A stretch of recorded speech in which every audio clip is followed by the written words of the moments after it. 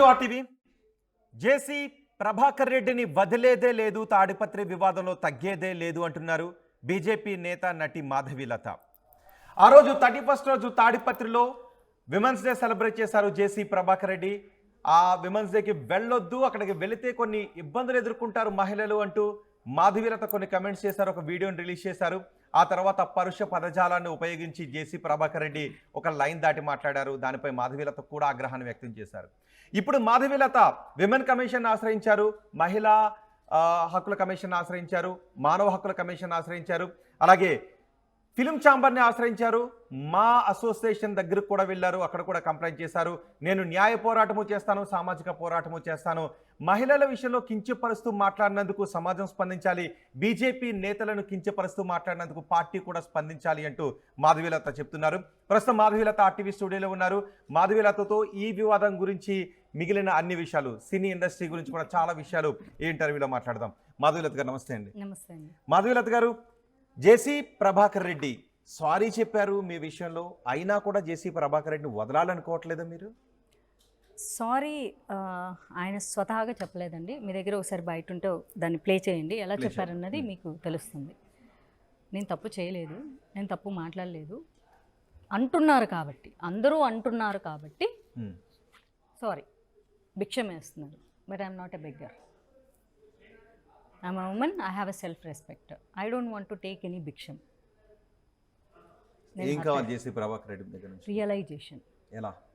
ఎలా అంటే గతంలో చాలామంది అన్నారు, ఇప్పుడు ఆయన అన్నారు. ఇప్పుడు సాధారణంగా ఎవడో ముఖం లేని వెధవ ఎవడో సోషల్ మీడియాలో చేరి ట్రోలింగ్ చేస్తున్నారు. అండ్ కొంతమంది డబ్బులు ఇప్పించి సోషల్ మీడియాలో ట్రోలింగ్ చేపిస్తుంటారు కొన్ని political party social medias. So అలాంటి వాళ్ళను మనం వదిలేస్తున్నాం. చాలాసార్లు టీవీ డిబేట్స్ పెడుతుంటుంది, సోషల్ మీడియా సైకోల్ని ఏం చేయాలి అని చెప్పేసి డిబేట్స్ పెడుతుంటే వదిలేస్తుంది.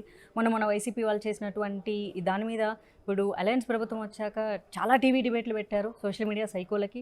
At the same time the opposition party leaders ఎవరెవరైతే బ్యాడ్ వర్డ్స్ యూస్ చేశారో వాళ్ళ మీద కఠిన చర్యలు అన్నారు, తీసుకెళ్లారు, ఏమేమో చేశారు. మరి తన సొంత పార్టీలో వ్యక్తి, ఒక సీనియర్ పొలిటికల్ లీడర్, ప్రస్తుత ఎమ్మెల్యే వాళ్ళ ఫాదర్, మరి అంటే అలా వదిలేస్తారా? వాళ్ళు వదిలేస్తారేమో, కానీ నేను హర్ట్ అయ్యా కాబట్టి నా గురించి నేను పోరాటం చేసుకోకపోతే రేపొద్దున ఇంకొక ఆడదాన్ని ఫైట్ చెయ్యి, నువ్వు ధైర్యంగా ముందుకు రా అని చెప్పే అర్హత నాకు లేదు కదా. నేను చేసిందే మహిళల సేఫ్టీ కోసం. రేపొద్దున మళ్ళీ ఇంకొకటి నేను చేయాలన్నప్పుడు అవే మహిళలు నన్ను ప్రశ్నిస్తారు, నీ గురించి నువ్వు పోరాటం చేసుకోలేదు అంటే పెద్దోళ్ళు నీ మీదకి వస్తే మాత్రం నువ్వు నోరు మూసుకొని ఉంటావు. సో చిన్న వాళ్ళ మీద నీ ప్రతాపమా? So you don't have any rights అన్నప్పుడు నా తల తీసుకొని నేను ఎక్కడ పెట్టుకోవాలి? సో జేసీ ప్రభాకర్ రెడ్డి మీకు సారీ చెప్పిన విధానం నచ్చలేదు అంటే మీ దగ్గరకు వచ్చి చేతులు పట్టుకుని తప్పైపోయిందమ్మా క్షమించండి, నేను అట్లాంటి అసలు ఎక్స్పెక్ట్ చేయనండి. నా లైఫ్లో నాకు ఒకళ్ళు వచ్చి ఏదో మన క్లోజ్ సర్కిల్లో ఎవరన్నా మన ఫ్రెండ్సో లేకపోతే మనకు కావాల్సిన వాళ్ళు అలాంటి మనం ఎక్స్పెక్ట్ చేస్తాం తప్ప ఎవరో బయట వాళ్ళు వచ్చి నా కాల్ పట్టుకోవాలన్న ఆశలు, ఎక్స్పెక్టేషన్స్ నాకు ఉండవు. నా థాట్ ప్రాసెస్ మరీ అంత చీప్గా ఉండదు. My thought process is very high always. మనిషికి స్వతహాగా రియలైజేషన్ రావాలి. అంటే తాను ఎప్పుడు భవిష్యత్తులో ఏ ఆడపిల్లని అనకూడదు, తన ఫాలోవర్స్ కానీ తన కొడుకు తన మనవరాలు రేపు పొద్దున అరే ఒక ఆడపిల్లని మనం అనేటప్పుడు ఇలాంటి పదజాలం మనం ఉపయోగించడం చాలా తప్పు అనేటటువంటి ఒక నైతిక విలువలు కలిగిన మనుషులు కావాలి నాకు. అంటే జేసీ ప్రభాకర్ రెడ్డి మీరు స్త్రీ కాబట్టి మాట్లాడారని అనుకుంటున్నారా, అంటే మహిళ వివక్షతో మాట్లాడారని అనుకుంటున్నారా, లేదా అతను నిర్వహిస్తున్న ఈవెంట్ గురించి మీరు అలా మాట్లాడిన దాని గురించి మాట్లాడారని అనుకుంటున్నారా? ఆయన ఎలా మాట్లాడారు అన్నది అది ఆయనకు తెలుసండి. నేను ఎలా హర్ట్ అయ్యానన్నది మాత్రమే నాకు తెలుసు. ఆయన మీరు మహిళ కాబట్టి నన్ను నేను మహిళగా ప్రతిసారి కన్సిడర్ చేసుకోను. ఈ మేల్ డామినేటెడ్ సొసైటీలో మేల్తో పాటు నేను సమానంగా ఉండాలి కాబట్టి నేను ఎప్పుడూ టాంబాయ్లాగా ఉండాలని ప్రవర్తిస్తాను. బట్ అలాంటిది పదే నువ్వు అమ్మాయివి అంటుంటే ఇప్పుడు నేను మహిళా చట్టాలు ఉపయోగించుకోవాల్సి వస్తుంది. పనిగట్టుకొని గుర్తు చేశారు కదా. మరి మగాళ్ళకు ఆయన యూజ్ చేసిన అప్రో word why he is not using for men? మీరే అన్నారు కదా మహిళ కాబట్టి అని, మరి పురుషులకు ఎందుకు ఉపయోగించట్లేదు? ఉపయోగించమని చెప్పండి, సేమ్ వర్డ్ వాడమని చెప్పండి. మేల్ ప్రాస్టిట్యూట్, మేల్ స్లట్ అని వాడమని చెప్పండి. అలాంటివి ఉంటే లేవు కదా. సో ఆఫ్కోర్స్ మీ పైన అలాంటి పదజాలాన్ని, అలాంటి వర్డ్స్ను ఉపయోగించడం ఖచ్చితంగా తప్పే. సో ఆయన రియలైజ్ అయ్యారని అనిపించట్లేదా మీకు? మీకు అనిపించిందా అండి? సరే ఒకసారి అయితే ఆ వీడియో ప్లే చేసి చూద్దాం. ప్లీజ్ ఒకసారి సారీ చెప్పిన వీడియో ప్లే చేద్దాం. జేసీ ప్రభాకర్ రెడ్డి సారీ చెప్పిన వీడియో. నా మీద నమ్మకంతో జేసీ పార్క్ రావడం జరిగింది. చాలా పెద్దగా అడ్వర్టైజ్మెంట్ చేసినారు, ఆడ సారే అమ్ముతారు, గంజాయి అమ్ముతారు అని. అసలు ఆ అమ్మాయి ఫోటో చూశారు మీరు? అదే ఒక మాట అన్న అమ్మాయిని, మంచిది కాదు, ఎందుకంటే ఆవేశము, ఓవర్ ఎక్సైటెడ్ అయినా. నాకు ఆ అమ్మాయిలు అంటే ఏం రాదు పాపం, అమ్మాయిలు అంటే నాకేం రాదు, ఎందుకు పాపం ఒక కార్యకర్తగా కానీ కొన్ని మాటలు చెప్పకూడదు చేసి. నేను నాకు వయసు 72 సంవత్సరాలు, ఆవేశం ఎక్కువ, మీ అందరికి తెలుసు. ఆవేశంలో పొందింది, అది మాట్లాడింది కావాల్సింది కాదు. So I apologise that girl whoever it is she. ఎవరు బతుకు తెరువు ఉంటుంది పాపం, మంచిది కాదు. స్లిప్ ఆఫ్ మై టంగ్ అనుకోండి. ఏదో బతుకు తెరువు కోసం వాట్ ఈస్ దట్ బతుకు తెరువు? వాట్ హీ మెన్షన్డ్ బిఫోర్ సేమే కదా మళ్ళీ. ఏదో బతుకు తెరువు కోసం చేసుకుంటూ ఉంటారు, అయినా మనం అనకూడదు. What does it means?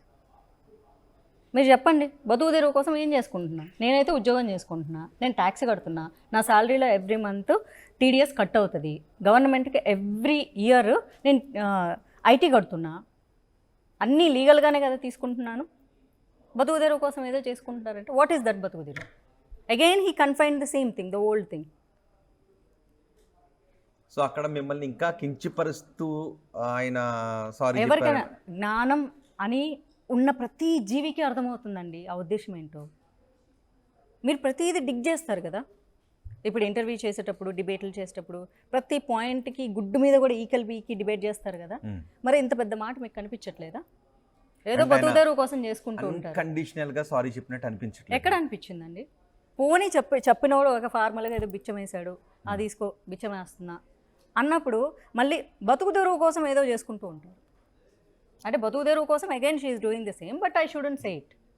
Okay, అసలు ఏంటి మాధవీలత గారు, జేసీ ప్రభాకర్ రెడ్డికి మీకు వివాదం ఏంటి? నాకు తెలియదు, ముందు ఏదైనా వివాదం ఉందా? అసలు ఏమీ లేదు. అసలు ఆయన ఎవరో తెలియదు. ఆయన మొహం కూడా ఆ రోజు వీడియోలో పంపిస్తే ఎవరో అని అడిగారు ఫస్ట్. నేను వాట్సాప్లో హూ ఇస్ దిస్ మ్యాన్ అంటే ఒకసారి ఫుల్ వీడియో చూడండి అన్నారు. ఫుల్ వీడియో చూస్తే అప్పుడు అర్థమైంది నాకు. కానీ మాధవీలత గారు, మీ వెనుక కొంతమంది బీజేపీ నేతలు ఉన్నారు, ఆదినారాయణ రెడ్డి ఉన్నారు, మీతో ఈ మాటలు మాట్లాడిపిస్తున్నారు, అందుకే అంతా అయిపోయింది, నేను కేసు పెట్టను, నేను సర్లే అతను కర్మకు వదిలేస్తాను అని ఇలాంటి మాటలు మాట్లాడి మీరు ఇప్పుడు మళ్ళీ వచ్చి కేసు పెట్టి కొంత ఈ వివాదాన్ని చల్లారనివ్వటం లేదు అని కాదు అండి. కేసు పెట్టను కాదు, నేను ఉమెన్ కమిషన్కి ఏమైంది మధ్యాహ్నం, నేను ఎప్పుడో అర్లీ మార్నింగ్ 5 o'clock పడుకున్నా. I have severe migraine. పడుకొని 12:30కి నిద్ర లేచా.